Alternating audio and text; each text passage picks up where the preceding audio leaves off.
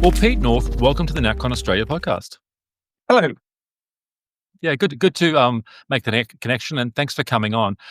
For people in Australia and elsewhere in the world who aren't familiar with you, you post under a Twitter handle, X handle, Northern Variant, Yeah. and you come at things from a nationalist perspective, I guess, broadly defined. And you're very articulate, and you've also been involved in party politics at various levels.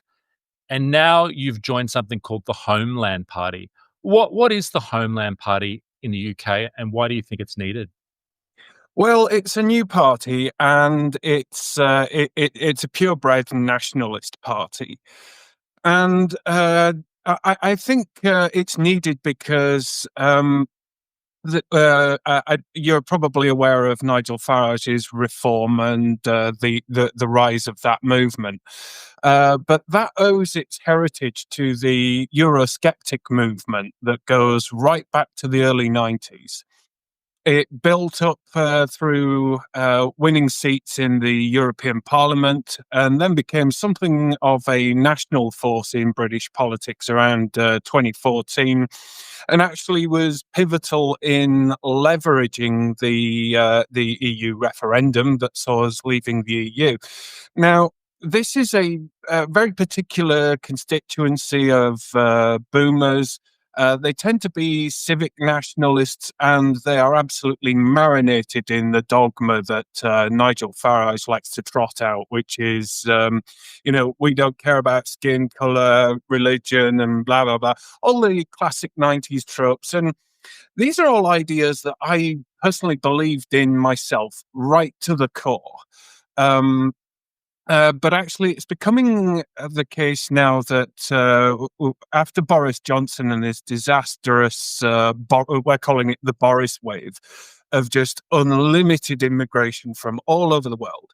And so while we're marinated in this dogma of colorblind meritocracy, as is now fashionable to call it, we're seeing a rise of sectarianism from ethnic minority groups, particularly the Muslim votes, and they are pushing their own ethnic interests. And so the norms of what we call civic nationalism, where nothing matters so long as our British values are maintained. Well, these British values, they don't exist.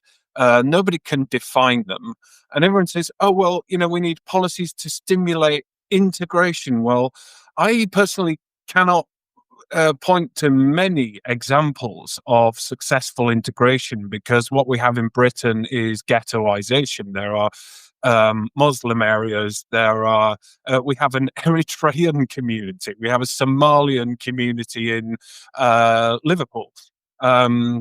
You'll have your citizens of nowhere who will integrate into the sort of academic elites, political think tankery, and there'll be but it's a fraction. As a whole, generally speaking, this integration we were promised, this 90s notion of the great melting pot, it simply doesn't exist. And so my thinking kind of evolved to realize that these so-called British values that we're all supposed to buy in, they are in fact a product of who we are, that's evolved over the last 1,000 years. These are values that are derivative of our civilization, which is intrinsically linked with English, Irish, Welsh, and Scottish ethnicity. So these are transient ideas. What this country is very much linked to who we are, and if that is to survive, then it's contingent on us as a people surviving. And looking at the statistics, we're told that the Great Replacement is this far right conspiracy theory. But it's a matter of statistical fact, and so I want my own people to survive. I want my country to survive, and during all this time, we were told we'd be enriched by diversity. Well, that's clearly not the case. With this idea that immigration was going to strengthen and augment us. Um, that might well have been true through the 1990s and beyond, but it's not augmentation when you're reaching replacement levels, because in 50 years, if this levels of immigration without remigration, then we cease to exist. Nothing is being augmented; it's just pure replacement. And so this settled vision of what we call civic nationalism is this neoliberal idea that our country is just this grazing strip. Doesn't matter who occupies it, and just so long as they obey the basic set of laws and pay their taxes, then nothing else matters. So our party, the Homeland Party, well, the clue is in the name. We want to govern the country as though it were a homeland and not just an economic jurisdiction. Yeah. I mean, these debates are now live ones, not only in Europe, but in the United States and Australia and other parts of the world. But they are still considered the identitarian position or ethno-nationalist position, which you sort of, which I think is correct, you characterize you advocating, is shunned by the major parties, right? Have you had any success? I think were you in the Conservative Party at one stage, or you were involved with it? Or have you had any success with either Reform or the Conservative Party in trying to persuade people? Because what you're advocating actually would have not seemed that crazy a position to a Britain 50 years ago. Winston Churchill wrote books called This Island Race, and had a lot of stuff about stock and representation, that institutions flowing out of our people. So has it not been possible to persuade some of the other parties that have emerged, and why do you think that is the case, if so? Well, you're right in that 50 years ago, this would be a completely normal conversation to have, even on the left. But as and actually, it's part of the post-war political dogma that conflated nationalism with imperialism.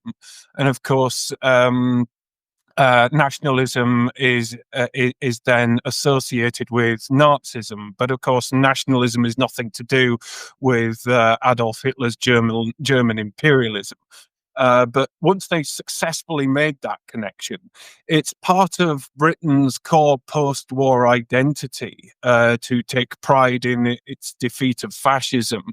And so, and of course, then there was the trend for internationalism, European Union, effectively the abolition of nation states. And so we're dealing with a generation of people who've been taught to find the concept of nationalism distasteful, and we've had this subversive left-wing indoctrination where we're supposed to hate our country and its achievements.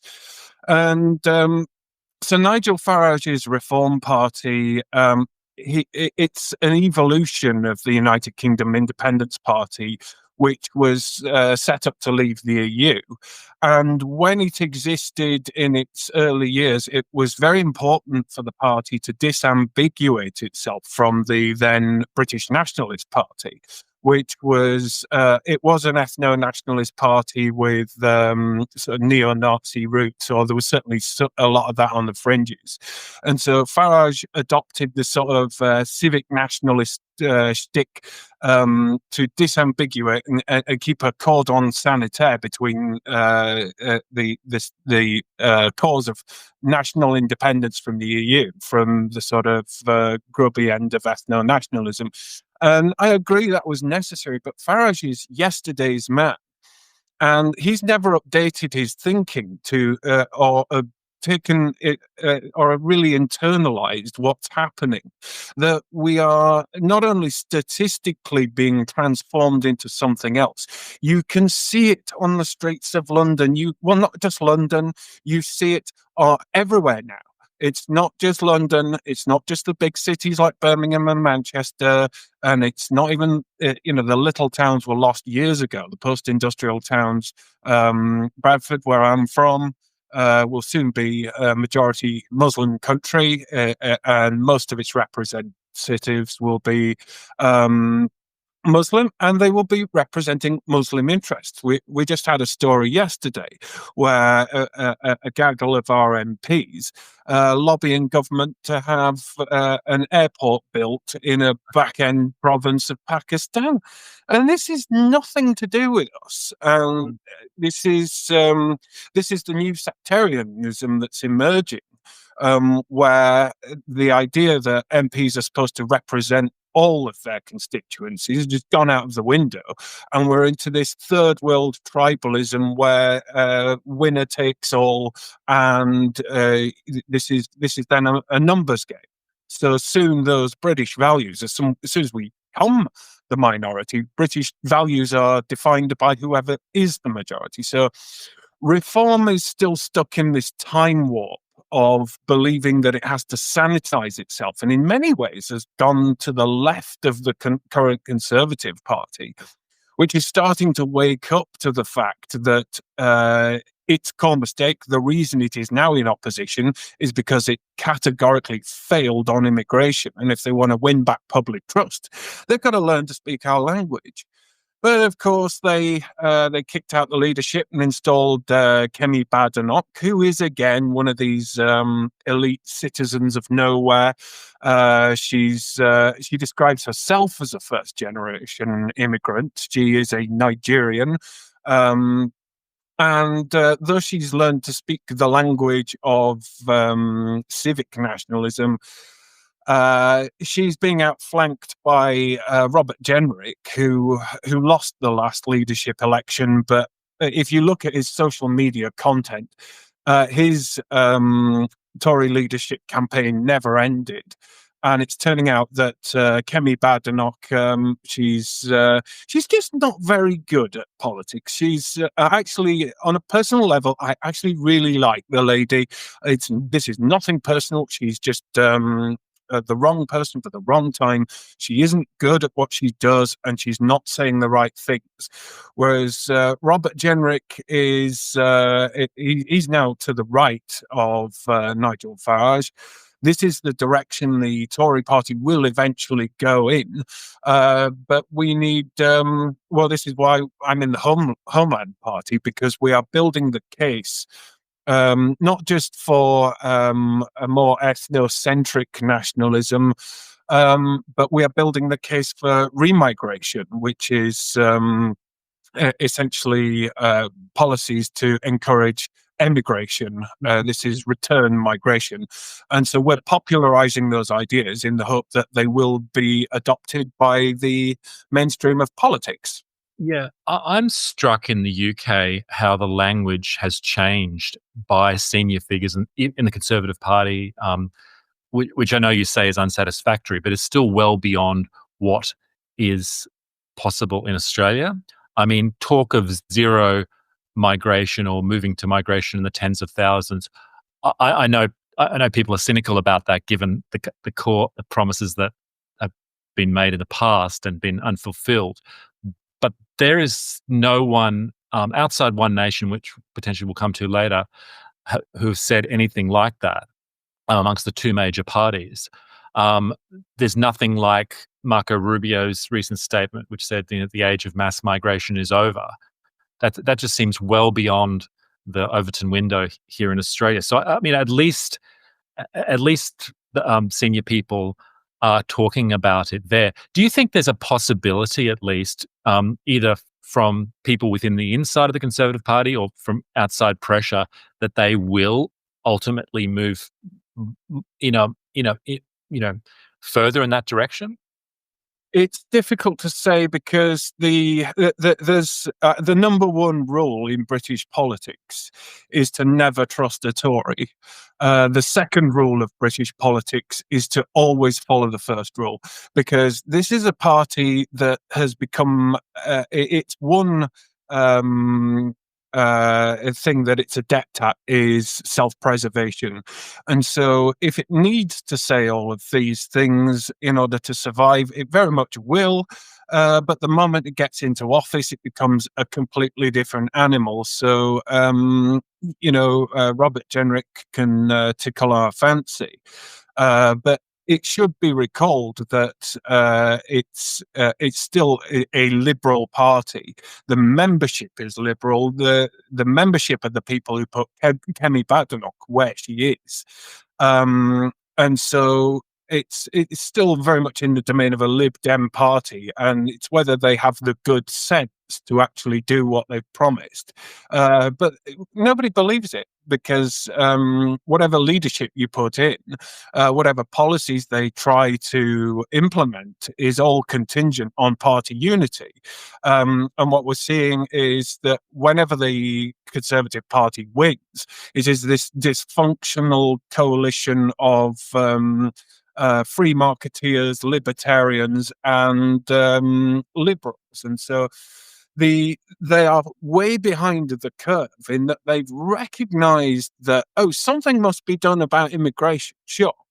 And this is where they're the same as reform. They're talking about, we will bring immigration numbers right down, and I'm not interested in that, to be honest, because yeah, all right, we need to stop the influx, but that doesn't even begin to address the issues of rising sectarianism and the demographic vandalism that's been done in the last 20 to 30 years.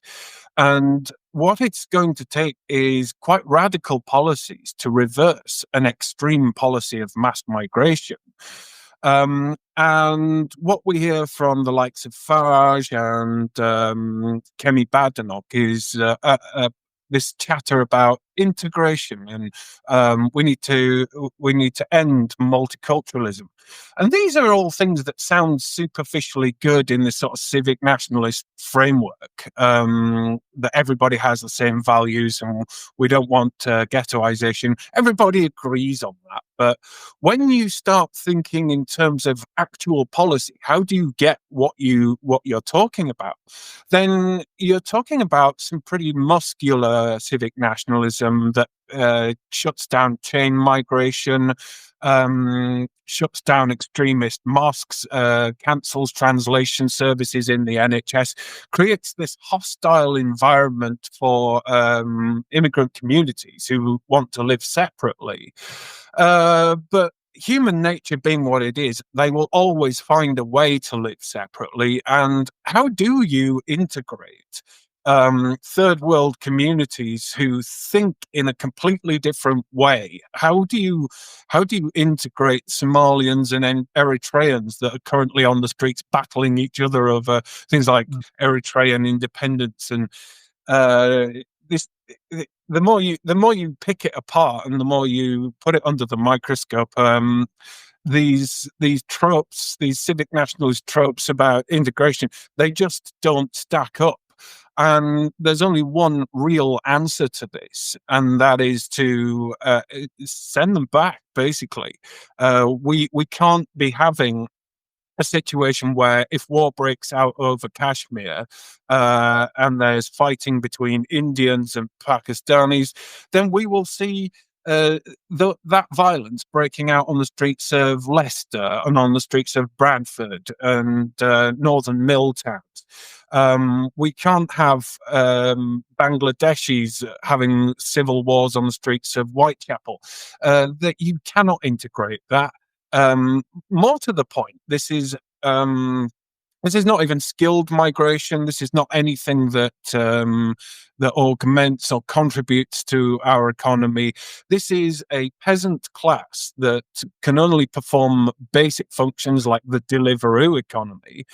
This is actually quite dangerous, because we've got a political elite that's taking us down the road of net zero, exporting jobs to China, shutting down our steel mills and our factories, making energy more expensive. And that means the British middle class is shrinking, has less disposable income. And if they have less disposable income, they're not buying Deliveroo services. They're not going out in Ubers.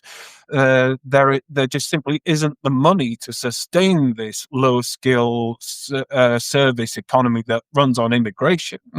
So what they're then going to have to do is turn to organised crime. And I genuinely believe, because this is what happens when you've got a surplus of unemployable, low IQ men, and it is mostly men.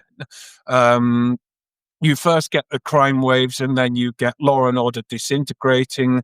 Basic conventions of high trust society just evaporate, and pretty soon your cities become demilitarized zones. And, I talk about civil war, and people say, oh, Pete, you're exaggerating. But it depends on what you define by civil war. If you can have, civil war doesn't necessarily mean tanks on the streets. It just means low-level conflict where, during the day, people might still go to work, the economy still ticks over. But once everybody's gone home at the end of the day, the cities become demilitarized zones where you send armored police Land Rovers in, they get set on fire, and you find that the writ of the government and the power of the state just doesn't reach into foreign enclaves. So we are unable to enforce this rule of law that's meant to underpin this civic nationalism.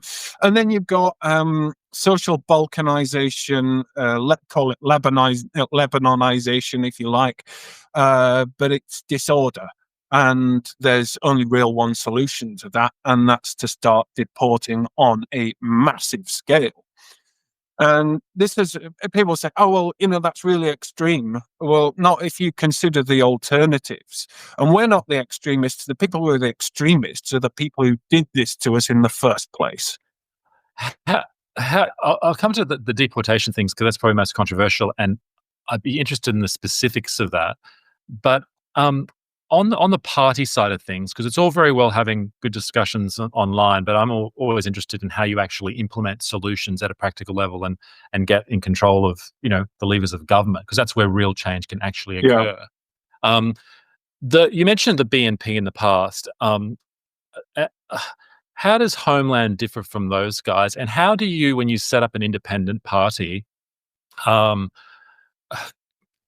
ensure, for want of a better term, quality control, so that you, because the existing parties, for all their faults, do have the nice sort of middle of the road types who hand out pamphlets and do all that needs to be done, where setting up a new party tends to attract people with fervor and the rest of it, and aren't always great at, I don't know, running effective branch meetings and passing resolutions and building up manifestos like you have in the UK. So what gives you hope that Homeland will be able to do that where passively others have failed?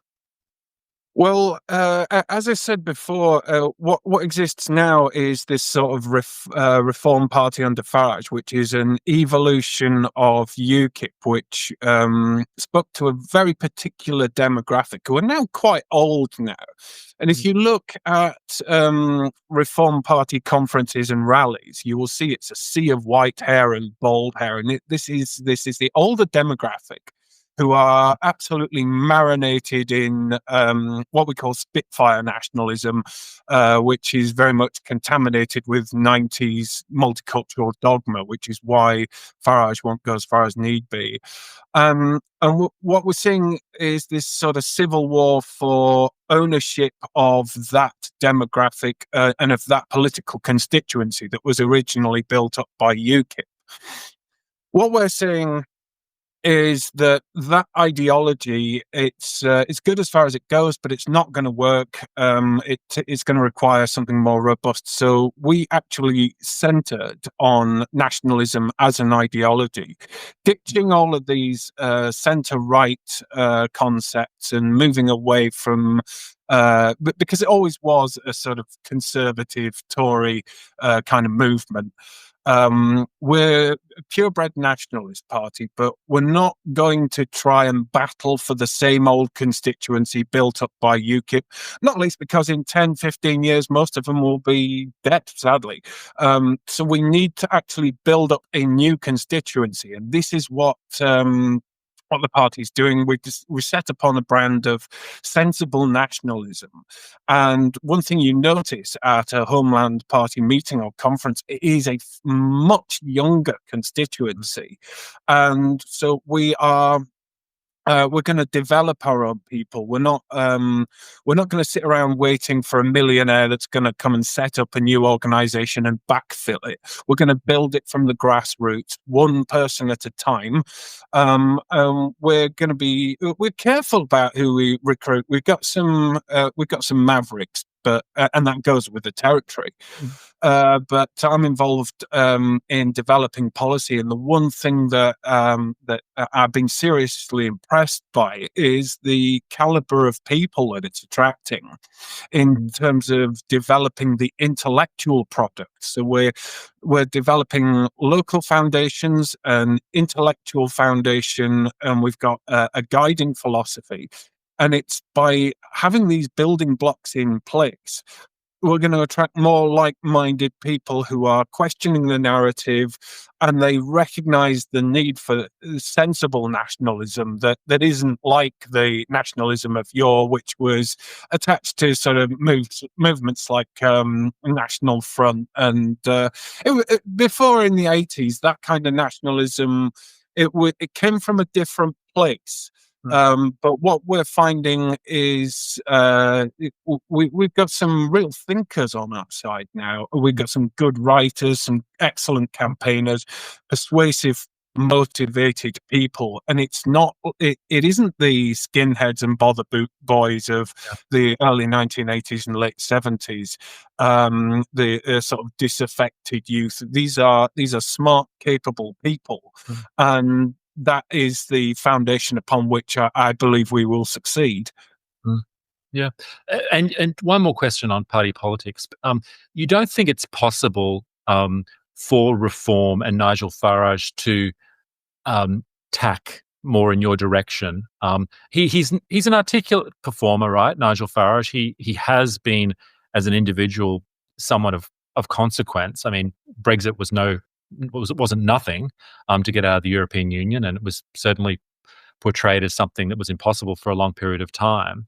And he's, as a new party, trying to establish himself as not, has the same challenges that any new party has in trying to establish themselves beyond its initial core constituency. You don't think in due course he'll just be adept enough to be able to move more in a direction that you think is necessary?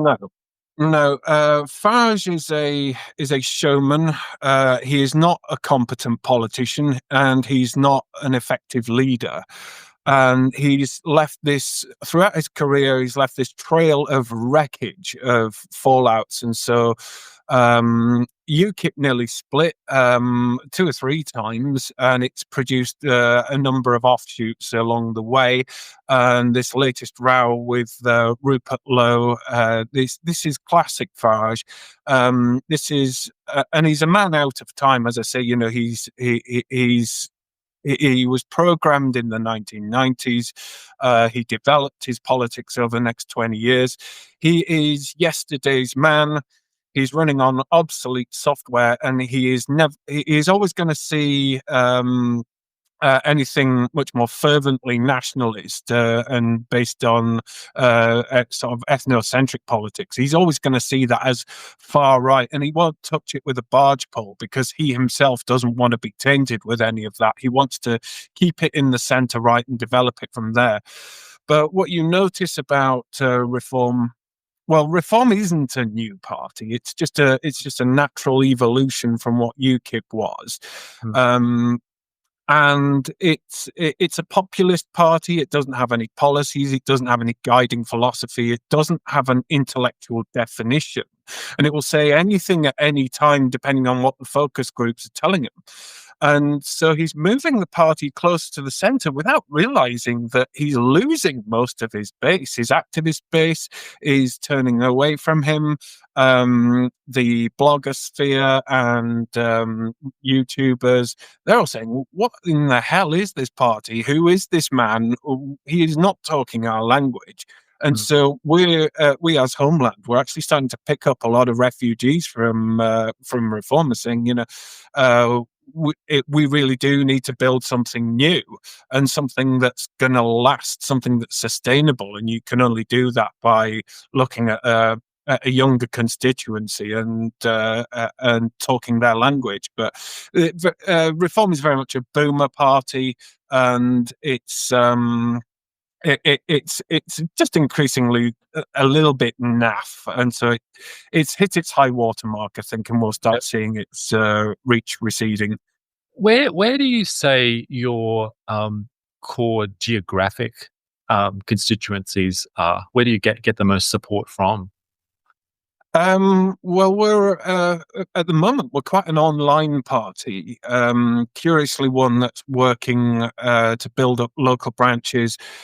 So we're dotted all over, and we're not big enough to say that we have strongholds as such. I know that the strongholds tend to come from where you put the most work in, and that tends to depend on who you've got working where. We've got some very dedicated full-time activists, particularly Steve Laws, who is incredibly hardworking, as is Kenny Smith, the party chairman, and they're building up their strongholds locally, and they will become party strongholds, and that's where we'll see the first local results coming in, purely on the back of the hard work. My activism tends to be more online. It's what I'm good at. And I live in the middle of nowhere anyway, so I don't have a local base to build up. So, but yeah, that's how it's done. It's done with old-fashioned shoe leather, a day at a time. It's as much about embracing the power of social media and we've got a lot of talented social media content producers, but it's as much about old-fashioned politics, meetings in town halls, going out delivering leaflets, setting up the little table in towns and talking to people. This is how it's done. And we're not looking at shortcuts. We're not saying, oh, we're going to be ready and we're going to have parliamentary candidates standing for 2029.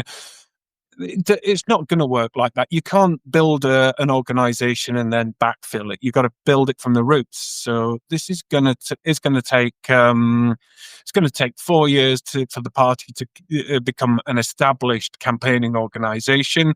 Another 4 years to start winning council seats in local politics. Possibly another 4 or 5 years to become a national organization, by which time we will be verging on becoming a household name. Whether we actually make a parliamentary breakthrough, I don't know. And I'm not even convinced that it matters, because I was there with UKIP from the very beginning and I watched it grow, and it never actually won a seat in parliament in its own right, but still became one of the most influential Westminster parties of all time, because here we are, we're no longer in the EU. We accomplished what we set out to do. So I've seen that it has been done before. It can be done. I know how it's done. And so if it worked before, it can work again. And so if we're popularizing the idea of homeland over Britain being this neoliberal grazing strip open to all comers, and to say that there is a solution to this, remigration is the solution. You don't have to feel guilty about it. It isn't racist. It is just a pragmatic policy fix to something that should never have been done to us in the first place. Yeah, let's get into the specifics of that, because in my view, at least, there are people in the UK that just should never have been brought there, and should be returned, but they may have acquired UK citizenship, even though they don't think like the British of old. The stat that always stands out to me is that I think it's in the last 20 years, more people have migrated to the UK than in the last 1,000 years or 2,000 years, Yeah, something something just like that. incredible, and 12 of those under Conservative Party rule. So I can understand why people are completely fed up with the Tories. But practically, how do you see remigration working, and what problems do you see involved with that? Well, I think we've got to first start thinking about the British mentality. We have this idea that once someone comes in legally and they've done it the legal way and they've got a British passport, that can't be undone. It's become this weird thing where people think once you come in, that's it. You got your British citizenship, and there's no going back on that. And this is a debate we've got to have, where we've got to ask people why. These people shouldn't have been here in the first place, and just because they've had their paperwork rubber stamped by a dysfunctional home office doesn't mean to say that they are meaningfully British or that they ever can be British. And so that's the first argument that we've got to have, because we've got reform and it's saying, oh, well, we'll deport anyone who arrived here illegally. So that takes care of the boat people, but that's, 50,000 a year. We're talking millions, because we've got 1.2 million illegal immigrants. That's the official statistic. I personally believe it's closer to 2 million. Mm. And if you're talking about those who came here legally, well, most of these did.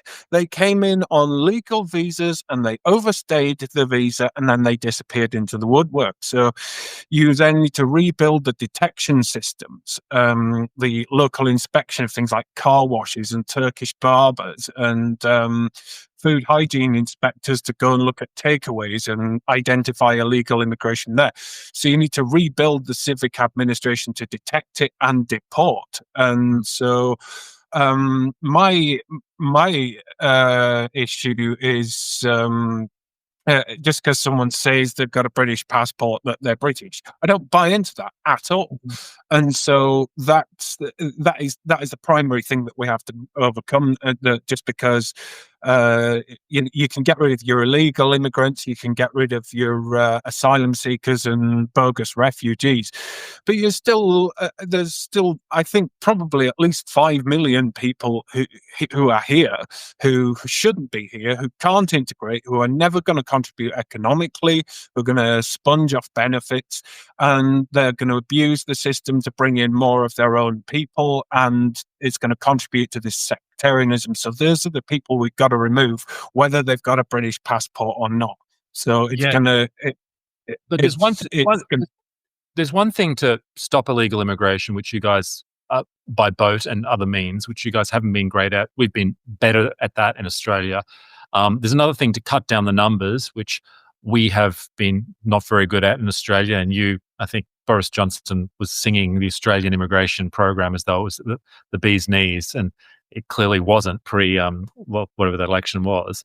And so our numbers are very high. People who have not been born here as a percentage of citizens is over 30% now, which in the UK, I think there was a headline the other day saying that you guys will reach that in 2040 or 2050. Well, we've already reached it, albeit, the people, some of those are from the UK, some of those are from New Zealand, so it's not quite the same ethnic mix that you have there, but it's still, we are a population of increasingly first-generation migrants, or at least a third are.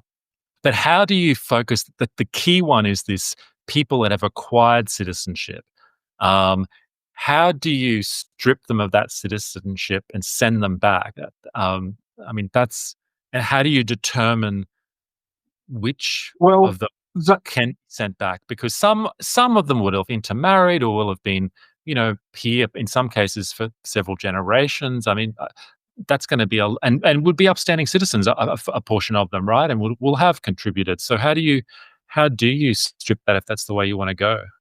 well, I mean, if you're married into the country, there's no undoing that, and that's not something we would look at. But the core aspect of remigration is that it's voluntary. Mm. So Self deportation, is that what you're talking about? Like yeah, effectively. I mean, we're not talking about sending early morning dawn raiders out to bash on people's door and drag them out and send them on a plane home. That's not what we're talking about. Mm. If you look at welfare statistics, and particularly allocations of social housing, particularly in London, you will see that a lot of it's going to Somalis, Eritreans, and people from Pakistan, people whose overall contribution to the economy is minimal, who will never be net contributors, and they will use chain migration. They won't marry into Britain, they will bring their own in and marry them. And so this is a process of colonization. Well, we can put a stop to that by saying, if you're foreign born, you're not entitled to housing, you are not entitled to benefits. And so if you cut off the benefits for starters, I think you probably clear out 1 million that way, because yeah, you'd need sort of supplementary measures to put taxes on remittances, and so you take away the attractiveness for Britain to be an economic destination. And certainly, if you're on the periphery, cracking down on extremist mosques, which is probably most of them. And you take away translation services. There's a whole package of policies that we put in our remigration policy that creates this hostile environment that encourages emigration. And I think we can do a lot. We can then offer financial incentives. There's a debate as to what level it would need to be in order for it to succeed. But even if we're paying migrants 20 or 30,000 pounds to leave, on balance, when you look at how much they would actually cost us in terms of benefits, housing, and crime, and the overall cost of watching our country descend into this low trust, balkanized mess. It's an absolute bargain. So I would personally go into World War II levels of debt to do this policy, because I fundamentally believe it is that necessary. And so I don't believe it has to be jackboots at dawn in order to do this. You've got every right to remove the 2 million illegal immigrants. Then the backlog, you just close down the asylum system and cancel any refuge that's been granted under that. So just within the existing scope, there's approximately 3 million we can get rid of, and through remigration policies, shutting down benefits, etc. I think there's a further 2-3 that can be encouraged to leave, and then we would then take stock, I think, and there'd be a renewed debate as to whether we've done enough. Personally, don't think so, but I'm willing to cross that bridge when we come to it. Yeah, it's well beyond what the mainstream would consider possible at the moment, right? But what about places like, I mean, I know Bradford because it's in the news, or Rotherham, and all these cases that are cited in the Pakistani, predominantly Pakistani rape scandal in the UK. I mean, what about these towns which are now have representatives of Muslim sectarian parties? That's something we haven't yet got in Australia, although this next federal election might be a little bit interesting. We might be starting to see the start of that here. There certainly is a Muslim votes organisation which is pushing candidates and organising. But what do you do with those towns, those notorious towns in northern England predominantly, which have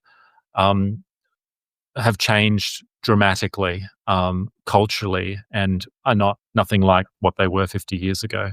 How do you Yeah, well, expel people from that if that's what you want to do? history doesn't have an undo button.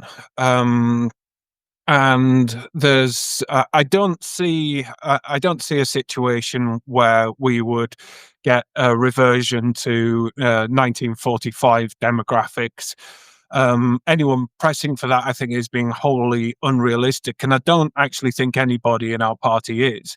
Hmm. Some are saying we want a reversion back to so Britain is 95% white British. Um, and that seems extreme until you realise that that's roughly where we were in the mid-90s. And most of this has happened since Tony Blair, and to have a staged array of policies with a view to rolling us back to at least 1997, which I think that would take us to around 93, 94% white British. I think that's achievable. I think that's also very fair. And the thing is, a lot of the first generation Pakistanis that came in, to an extent, did successfully integrate, but that process has started to go into reverse as you're having more incomers coming into places like Bradford. They can't become British because there's nothing discernibly British for them to integrate into. There's Yeah, no, that's it. can't they can't send their kids to our schools because there's no concept of our schools. They will be Muslim schools dotted all over the city. Um, there's an argument to be had as to how stringent we want to press hard on Islam. There are some who say, it simply does not belong here, and Muslims should be encouraged to leave. I happen to believe so, yeah, but not in. Again, we're not talking about knocking down mosques as authoritarian regimes would have it. We Mhm. we want to be saying to people that you've a choice to make here. If you want to live by foreign traditions and dress in according to a different ethnic code, there's plenty of places you can do that, but it's not going to be here. And if you have a problem with that, then not only do you need to go home, we will help you. We will send you on your way. Um, because what has to be understood is that when this all goes south, all of these ethnic minority groups, they've got somewhere to go back to. We don't. This is our home. Once this is broken, once this is destroyed, there is absolutely nowhere for us to go. And so this is about preserving Britain as a functioning homeland for us, and on the understanding that if something isn't done, then we lose all of it. It degrades into civil war.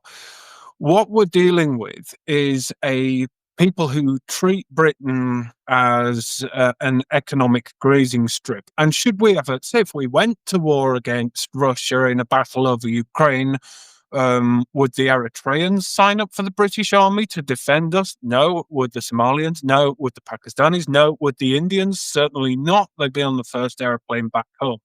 Maybe the West Indians would. Yeah, sure, Londoners would. But the actual figure, the actual number of people who see any sense of obligation and loyalty to this country to the extent that they would fight for it, that's just not the case. So I think we have to govern on that basis and say, these people simply are not British. They wouldn't fight for Britain. They don't see us as part of them and vice versa. And that is the basis upon which all future policy making and decision making must be made. Yeah. And realistically, what uh, are you hoping for by the next British election? I don't put too much stock into what happens at the next election. I'm not interested in what happens at the next election. I'm interested in what happens in the next 20 years. And what happens in the next 20 years is very much contingent on what we do now, which is why we're starting this new party, which is why we're building it. And there aren't any shortcuts, and everybody's saying, oh, well, it'll be too late by then. My message to people who say, oh, it'll all be over by then, is just get out of my way. I don't want to hear your negativity.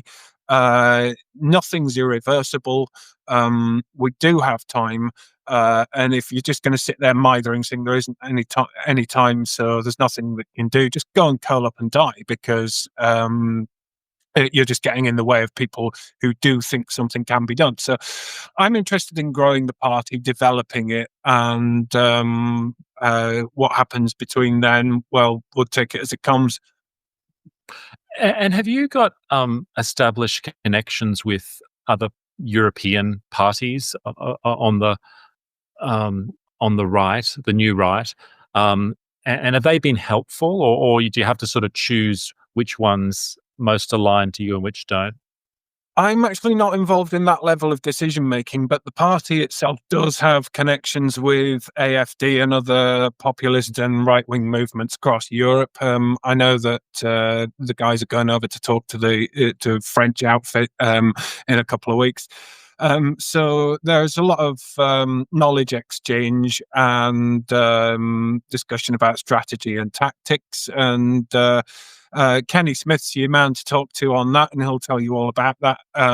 That's not something I'm involved with. I'm more on the sort of policy development side. Yeah. Strategy and politics is best left to those most able and willing. Sure. No, look, I think it's really valuable to properly articulate the case in a thoughtful way, like you do, right? Because you don't want to degenerate into simply. Like, I genuinely fear that these issues that if they're not addressed in a thoughtful, constructive way with practical policy solutions, it will just result in hooliganism or kind of Yeah. ethnic crime, like hatred and all the sort of terrible, a genuine. I mean, you've mentioned civil war. I noticed there was a podcast recently with Louise Perry where she interviewed a uh, uh, a noted academic who's actually a global expert on civil war, and he said it was a real live possibility in the UK, which I think is it was particularly, I guess, scary coming from him with his mild mannered sort of tone and thoughtful academic um, I don't know, voice, right? So yeah, look, it's useful, very really useful what you do, and I'll certainly direct everyone to your website and your Twitter handle, because it needs to be handled in the way that you are doing. Um, w- Konstantin Kisin, the well known podcaster, he was out in Australia last year, and he sort of said Australia is 10 years behind the UK, and that used to be when people used to say that, they used to sort of be making fun of Australians, but now it's said as a sort of as a form of praise and a warning. What would you suggest to Australia should do to avoid if you could roll back the clock 10 years in the UK, what should have been done then that we should be doing now, if indeed we are 10 years behind, which I have question marks about. Well, this liberal regime, it's run its course, and it's living on borrowed time, and certainly the internet. Sorry, let me just reset this point. What arose from 1945 is this international rules-based order.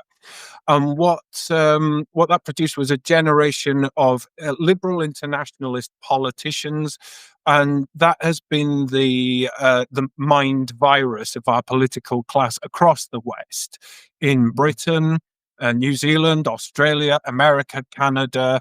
This idea that the nation state and nationalism is actually something distasteful and harmful.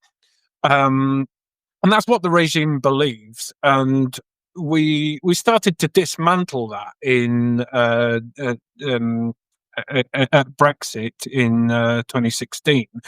But the message didn't land, and our politicians didn't grasp it, and they haven't realised that the liberal order is collapsing around them, that the international rules-based order is collapsing around them.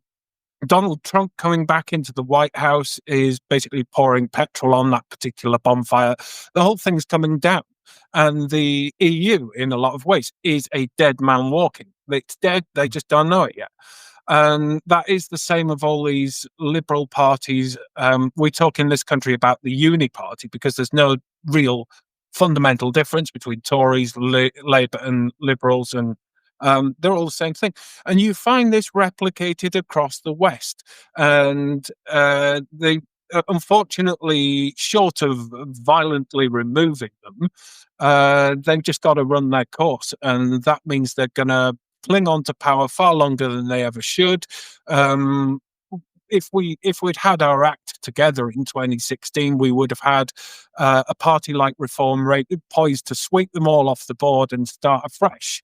And that's what many people believe Boris Johnson was going to do, but he was an establishment figure in an establishment party.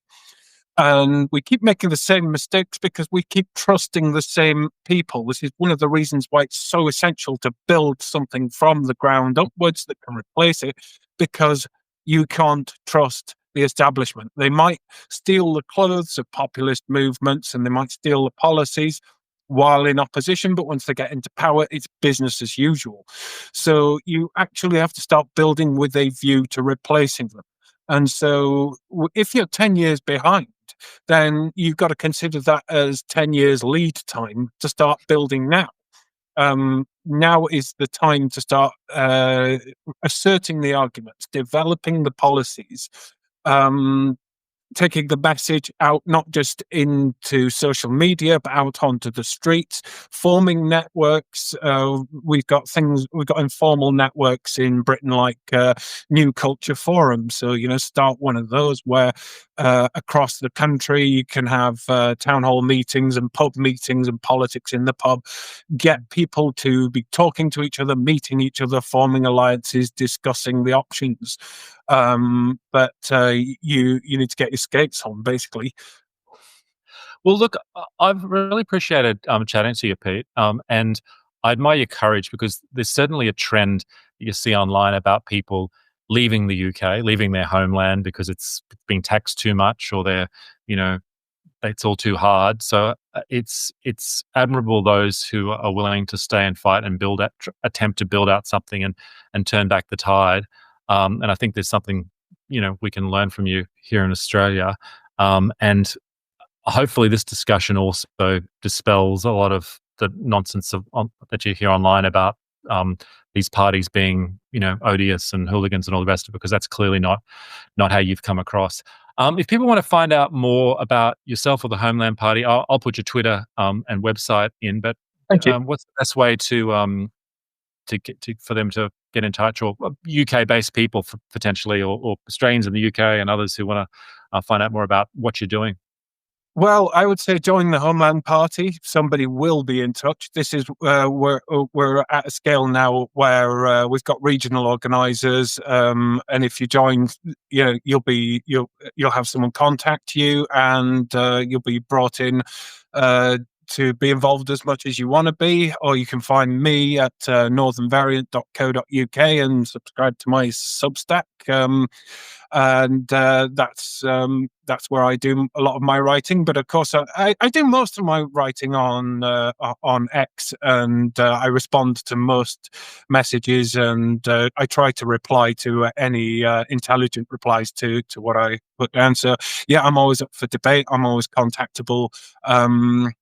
Any way you want to get in touch, please do. Great stuff. Really enjoyed chatting, and look forward to keeping in touch going forward. Thanks, mate. See you. Okay, sure thing. Thank you.